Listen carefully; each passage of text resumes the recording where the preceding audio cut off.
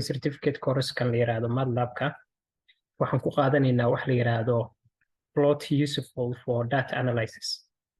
oo ah marka aad rabto inaad data analyze garayso waxaad u baahan tahay inaad sawir ku muujiso tusaale ahaan MATLAB-ka ku furan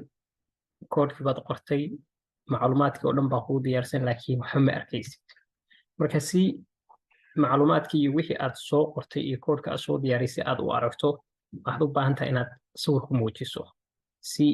marka aad cilmi baarista samaynayso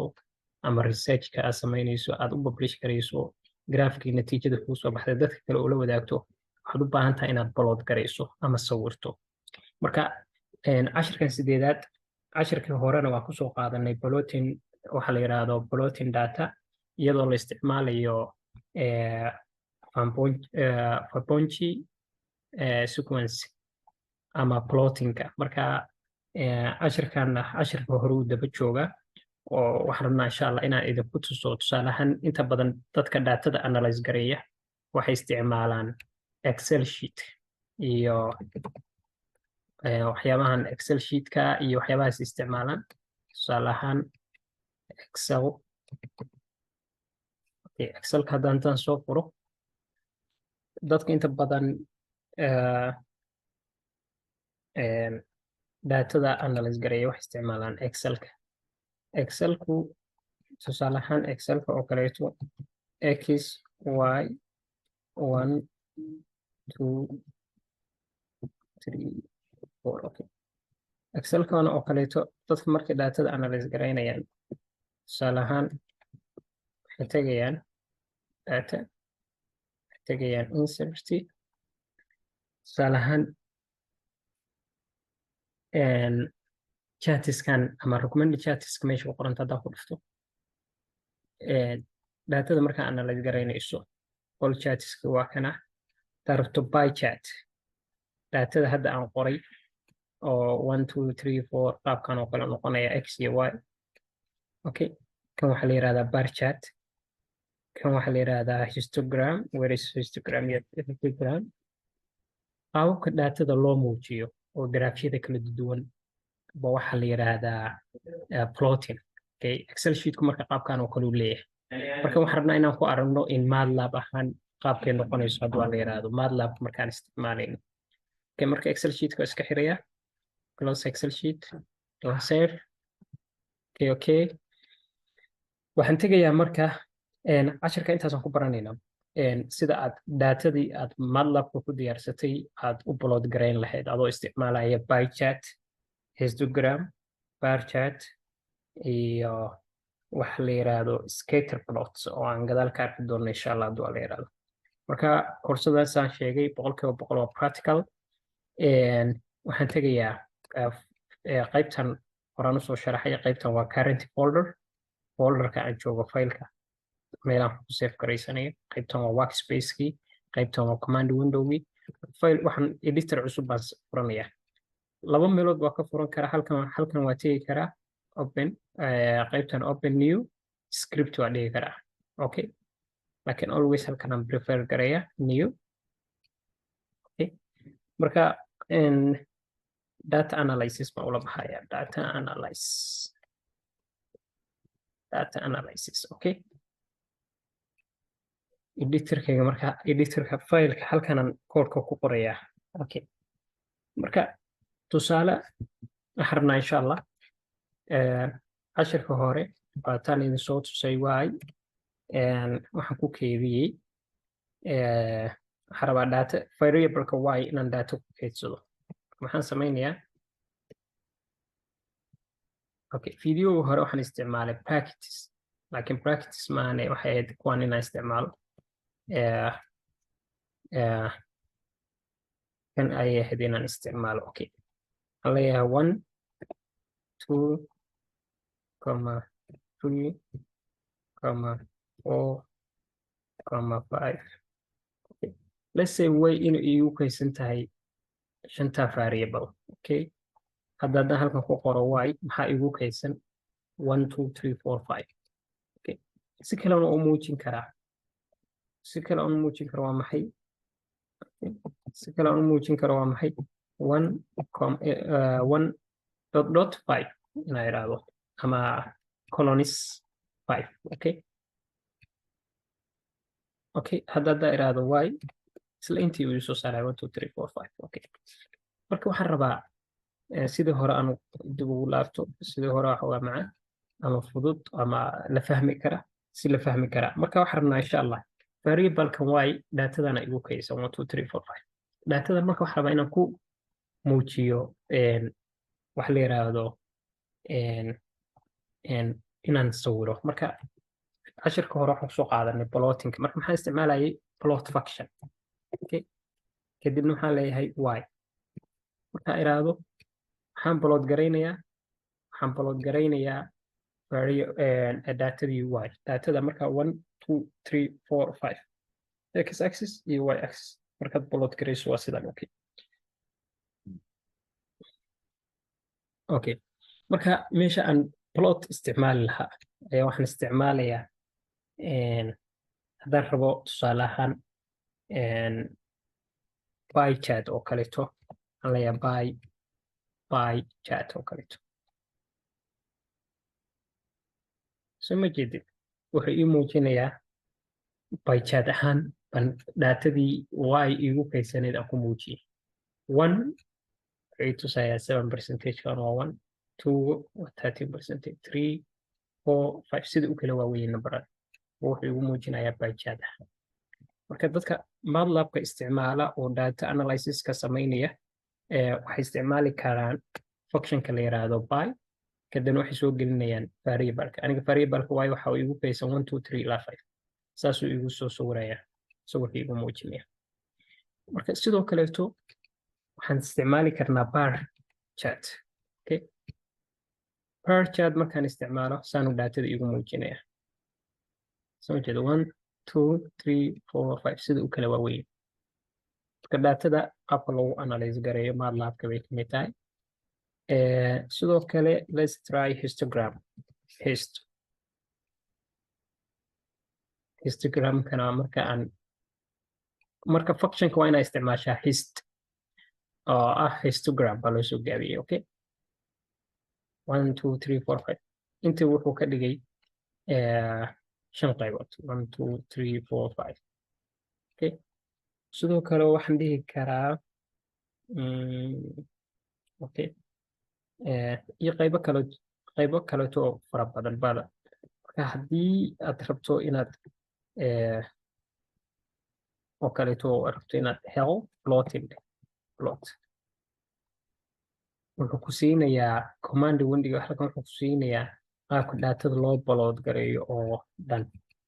markaad isticmaalayso pie chart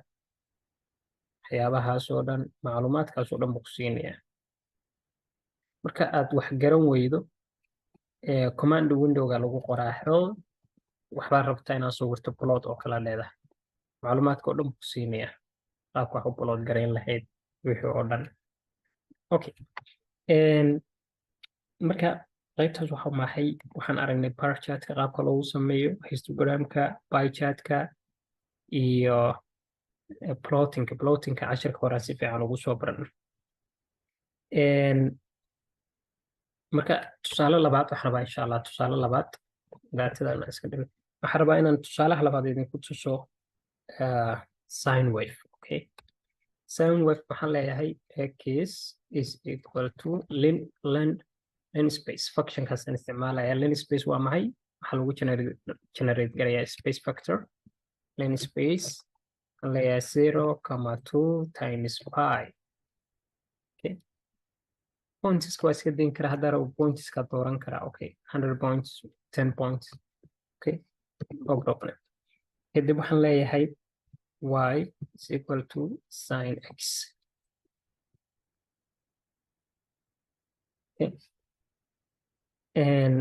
marka haddaan plot gareeyo function-ka y markaan plot gareeyo wuxuu ii soo saarayaa waa maxay look haddaan balaariyo wuxuu ii soo saarayaa sine y marka saasaa daatadii u plot gareeyey marka hadda waxaan ku plot gareeyey function-ka plot waxaan isticmaalay function-ka plot okay marka haddaan isticmaalo functionka la yiraahdo par see noqonaya per function markaan par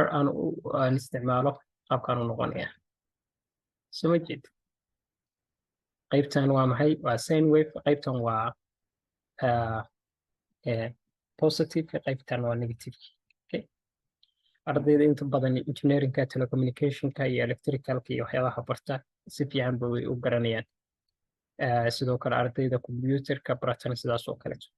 marka hadda let's try inaan isticmaalno pie chart okay aan pie chart ku jeegarayno okay gebi ahaantiisu wuxuu ka dhigaa qaabkan cycle-ka ah okay waxay ku xiran tahay value kasta oo inoogu kaydsan y okay x baan leeyahay value x inoogu kaydsan x waxay inoogu kaydsan 100 points that's why uu cycles fara badan u sameynaya value of x waxay inoogu kaydsan 100 points that's why uu too much ka dhigaya waa bedeli karaa let's try isku dayno comma 10 let's try yeah marka hadda waa bedelay sababta marka hore cycleska u badinaya waa maxay value of x waxay u kaydsanaa 100 points okay hadda marka 10 points baan ka dhigay okay marka okay let's try marka histogram yeah histogramna qaabkan uu inoogu muujinayaa sine wave okay the sine wave markaan histogram aan muujino qaabkan uu noqonayaa cajiib okay let's try bar chart waa soo sameynay pie chart waa soo sameynay histogram marka qaabka noocan ayaa waxaa loogu analyze gareeyaa datada okay functionskaas kala duwan baa isticmaalaysaa functionka by par histogram iyo wixii lamid ah okay waxaan rabaa tusaalaha saddexaad exampleka saddexaad inaan idinku tuso function la yiraahdo skater okay skater function okay skater function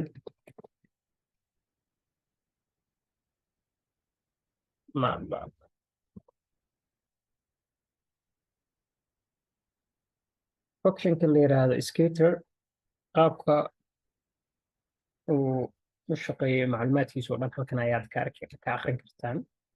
laakiin si fudud ayaan idin fahansiinayaa functionka la yiraahdo skater waa function kaleeto oo wax lagu plot gareeyo ama lagu sawiro marka si uu shaqeeyaa okay tusaalahan saddexaad marka let's say value of x data ayaan rabaa inaan sameeyo data aan abuuraya waxaan sameynayaa random numbers nambaro isku qasan ama isku dhex jira oo ka bilaabanaya 1000 ilaa iyo 1,1 times 2 let's say random numbers baan abuurnay okay haddaan rangareeyo halka ku qoro x maxay ugu jira random numbers bay ugu jira soo jeed kala duwan oo kun ah ilaa 1000 way okay aad u badan yahay okay okay marka let's say y waxaa noogu kaydsan graph aan sawirayaa 5 times sine y sine of x okay sine of x okay kadibna let's say aan ku darno noise maxaan leeyahay random number let's say 1000 comma 1 waxaan rabaa inaan sameeyo graph noise uu ku jiro okay waxaan leeyahay plot y okay let's try aan tijaabino waxa soo bixi doona ma garanayo okay marka hadda waxa ii soo baxay graafka noocaan ah okay graafkan sida idinka muuqata waa signal laakiin signalkan maxaan ku daray noise. That's why uu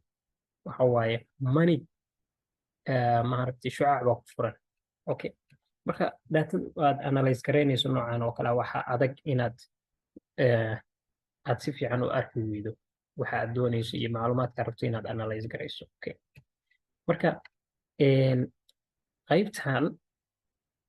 waa signalkii, qaybtanna waa maxay? waa noise-kii weye. Okay, qaybtan waa noise-kii weye. marka haddii aan isticmaalo okay plot x, y, let's say x, y. marka hore waxaan upload gareeyey only x. Okay,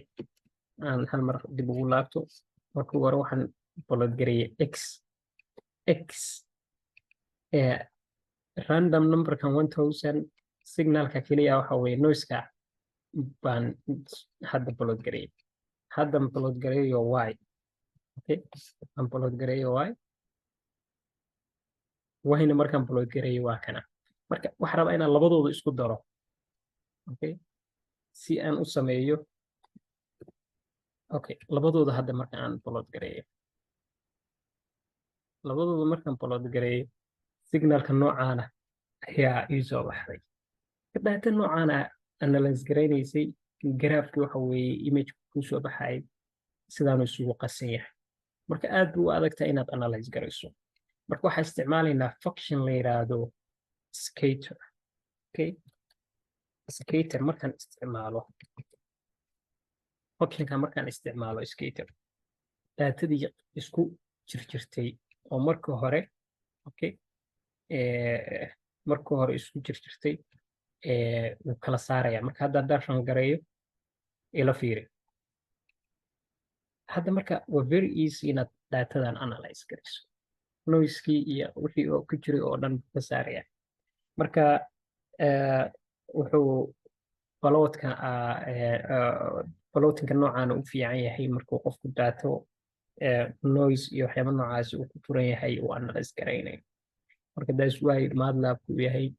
waxa weeye maaragtay software toolka ugu muhiimsan markii research-yada iyo la sameynayo fildiyada kala duwan. khaasatan aniga hadda waxa weeye arday waxaan ahay PhD wada fildigan electricalka, khaasatan communication engineerinka. waxaan mar walba la dhiilgareeyaa aan isticmaalaa waa MATLAB. tools fara badan buu leeyahay, horena ooga soo hadlay waana ka hadli doonaa insha Allah hadduu alla yiraahdo. marka cashirkan sideedaad oo ah plot useful for data analysis, koorsaddan training certificate-ka MATLAB-ka intaasan kusoo koobaya insha Allah hadduu alla yiraahdo. wixii su'aal ah comments ah iyo wixii aad garan weydaan insha Allah waa ila soo wadaagi kartaan. website-kaygan mar walba ay kala soo xiriiri kartaan. emailkii macluumaadka halkaas aad ka helaysaan insha Allah. aad u mahadsantihiin. asalaamu calaykum waraxmatullaahi wabarakaatu.